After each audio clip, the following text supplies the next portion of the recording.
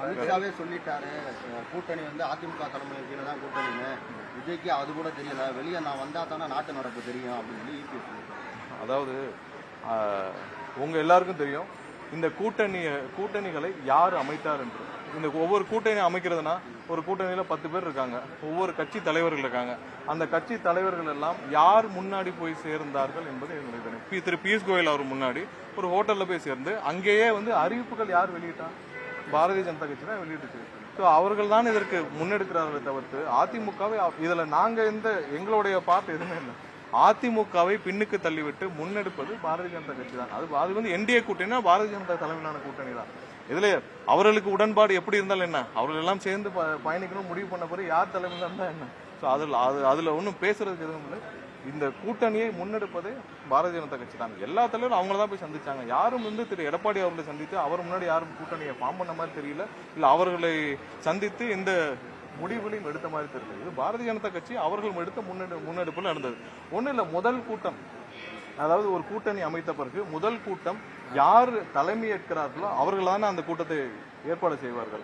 கடந்த வாரம் பிரதமர் தலைமையிலான கூட்டம் நடந்துச்சு சென்னையில, செங்கல்பட்டுல. அதுவே பாரதிய ஜனதா தலைமையிலான அவர்கள் ஏற்பாடு செய்த கூட்டத்தில் தானே எல்லாரும் பங்கெடுத்தாங்க. அப்ப அவர்கள் தான் முன்னெடுக்கிறார்கள். அது எல்லாருக்கும் பொதுமக்களுக்குரிய ஒரு அண்டர்ஸ்டாண்டிங். அதுதான் நாங்க வந்து எல்லாரும். அதிமுக வந்து ஊழல் கட்சி சொல்லி சொல்றாரு, ஆனா அதே ஜெயலலிதா வந்து ரோல் மாடலா வச்சு சொன்னாரு. இப்ப எங்களை வந்து குற்றம் சொல்றாரு. இல்ல, புரட்சி தலைவரும் சரி, புரட்சி தலைவர் அம்மாவும் சரி, திமுக எல்லா வழியிலும் ஒடுக்க பார்த்தாங்க. எல்லா வழியிலும் எப்படி ஒடுக்க பார்த்தாங்க. அம்மா மீது எவ்வளவு பொய்யான கேஸ்கள் போட்டாங்க. எல்லாம் என்ன பண்ணாங்க, அவங்களை வந்து கிட்டத்தட்ட 1 வருடம் கட்சி ஆபீஸுக்கு கூட வரவிடாமல் எப்படி ஒடுக்கினார்கள் எல்லாம் தெரியும். என்னென்ன பொய் வழக்குகள் போட்டாங்க, அது எப்படி கையாளணும். சில வழக்குகள் தவறாக கையாளப்பட்டிருக்கலாம். அம்மாவுடைய வழக்குகள், பல வழக்குகள் தவறாக கையாளப்பட்டிருக்கலாம். ஸோ அங்க வீட்டில் இருந்தவர்கள் பெயர்களை பயன்படுத்தி தவறாக கையாளப்பட்டிருக்கலாம். கண்டிப்பாக அவர் மனசாட்சிக்கு பொதுவாக அவர் அம்மா வந்து எந்த தவறும் செய்யவில்லை என்பது எங்க மக்களுடைய கருத்து. அதிமுக 2ஆம் கட்ட தேர்தல வாக்குறுதி கொடுத்திருக்காங்க. அதுல என்னன்னா 2000 முதியோருக்கு 2000 ஓய்வூதியம், அப்புறம் வந்து சிறுபான்மையினர் பெற்ற கூட்டுறவு கடன்லாம் தள்ளுபடி, அப்புறம் ஜல்லிக்கட்டுல உயிரிழந்தவங்களுக்கு 10 லட்சம், அப்புறம் மாற்றுத்திறனாளிகளுக்கான கூட்டுறவுலாம் தள்ளுபடி. அதை எப்படி பாக்குறீங்க? இல்ல, அவங்களுடைய வாக்குறுதிகள் என்ன வேணாலும் அள்ளி வீசிட்டு போகலாம். திமுக கூட தான் போன தடவை 500க்கும் மேற்பட்ட வாக்குறுதிகள் ஒவ்வொரு நாளும் அள்ளி வீசிட்டு போனாங்க. வாக்குறுதிகளை நிறைவேற்ற நம்பிக்கை யார் கொடுக்குறாங்கன்னு பார்க்கணும். இவர்கள் எல்லாம் கொடுத்த வாக்குறுதிகள் கடந்த காலத்துல எல்லாம் நிறைவேற்றினாங்களா? இது வரைக்கும் திமுக கொடுத்த எந்த வாக்குறுதியா நிறைவேற்றினாங்களா? அதை கேட்க போற மக்கள்கிட்ட கூட இது வரைக்கும் செவி சாய்க்கவில்லை. 4.5 வருஷம் கழிச்சு ஓய்வூதிய திட்டம்னு ஒன்று அனௌன்ஸ் பண்ணிருக்காங்க. யாராவது ஒருத்தர் சொல்லுங்க, இது பழைய ஓய்வூதிய திட்டம். நீங்க இருக்கிற ஒரு 50-100 பேர் இருக்கீங்க, உங்களுக்காவது நீங்க ஒருத்தர் சொல்லுங்க இது பழைய ஓய்வூதிய திட்டமான. எல்லாம் பொய்யா என்ன வேணாலும் சொல்லலாம். அதை நிறைவேற்றுவார்கள் என்ற நம்பிக்கை மக்களுக்கு இல்லை. இந்த யாருக்கும் எங்களுடைய தலைவர் வெளியிடும், எங்களுடைய தமிழக வெற்றிக்கழகம் சார்பாக எங்களுடைய தலைவர் வெளியிடும் வாக்குறுதிகள் அனைத்தும் மக்கள் 100% நம்புவார்கள். இது நிறைவேற்றப்படும். இல்ல, விரைவில். ஏன்னா இவர்கள் மாதிரி சும்மா போற போக்குல தெளிச்சிட்டு போக முடியாது.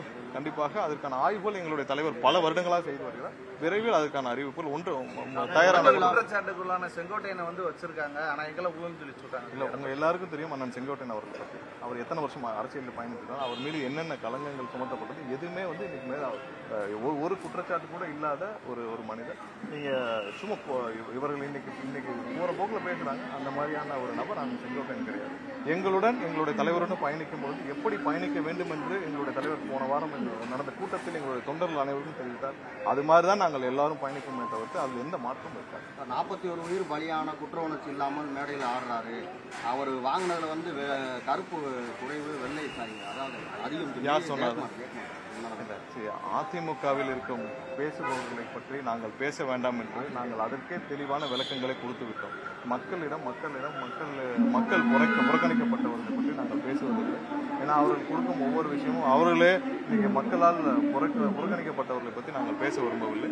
அதுக்கு தேர்தலில் மக்கள் தக்க பாடம் வரும். இது நாங்கள் பல முறை இதுக்கு விளக்கம் கொடுத்துருக்கோம்.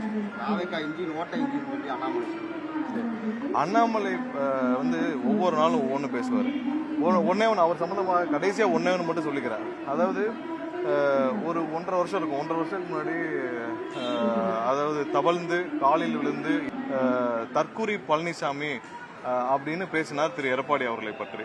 இன்று அவரே போய் அவரை தான் முதல்வராக்க அண்ணன் எடப்பாடி பழனிசாமின்னு சொல்றாரு. அவரெல்லாம் தினமும் ஒன்று பேசுறார்களை பத்தி நம்ம எதுவும் பெருசா பேச வேண்டாம். இவ்வளவு பெரிய ஒரு குற்றச்சாட்டை தவழ்ந்து காலில் விழுந்து பதவி வாங்கிய தற்கூரி பழனிசாமின்னு ஒரு மேடையில் லட்சக்கணக்கான மக்கள் முன்னாடி ஒரு யூடியூப்ல எல்லாத்துலயும் இன்னும் இருக்கு. அப்படி பேசிய ஒருவர் ஒரே வருஷத்துல போய் அண்ணன் பழனிசாமியின் கீழ் நான் வந்து அவரை முதல்வராக்க பாடுபடுவேன்னு சொல்றதை பற்றிலாம் நீங்கள் பொது வாழ்வில் இப்படி ஒரு கேவலமான நபர்களை பற்றி நம்ம பேச வேண்டாம் என்பது தாழ்மையான கருத்து. நன்றி. பிரச்சாரம் பயணங்கள் எப்போ இல்ல விரைவில் இன்னும் விரைவில் அதுக்கான என்ன அனுமதிகள் தான் பெண்டிங் காவல்துறையிடம் கொடுக்கப்பட்டுள்ளது. அனுமதி பெண்டிங். அனுமதி வந்தவுடன் அனௌன்ஸ் பண்ணோம். ஏன்னா அனௌன்ஸ் பண்ணிட்டு நாங்கள் போக வேண்டாம்னு பாக்குறோம். அனுமதி கிடைத்தவுடன் கண்டிப்பாக எதிர்பார்க்கலாம், விரைவில் எதிர்பார்க்கலாம். நாங்க எல்லாம் அதுக்காக தான் நாங்க அதுக்காக தான் நாங்கெல்லாம் தேர்தல் வாக்குறுதி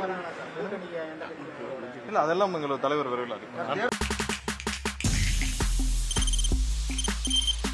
தவிர்க்க முடியாத தம்ப்நெயில்ஸ், கலக்கலான கண்டென்ட்ஸ், சினிமாவும் சீரியஸ் பிரச்சனைகளும், பல வருடங்கள் இடைவெளிக்கு பிறகு இந்த படத்துல ஒரு கலகலப்பும் கைகலப்பும், போயிட்டே தான் இருக்காரே தவிர பிரேக்கே இல்லாமல் பிரேக்கிங் நியூஸ் சொல்லும் தந்தி டிவி ஆப். இன்ஸ்டா தலைமுறை வரை இறங்கி அடிக்கும் தந்தி டிவியின் டிஜிட்டல் எக்ஸ்க்ளூசிவ். அது தண்ணிக்குள்ள போகும்போது ஹேங் ஆயிடுச்சு.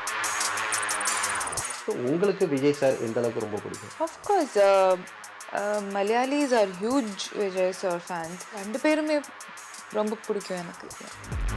தந்தி டிவி ஆப்பை இலவசமா டவுன்லோட் செய்யுங்க. ஃபாலோ பண்ணுங்க, சப்ஸ்கிரைப் பண்ணுங்க, என்ஜாய் பண்ணுங்க.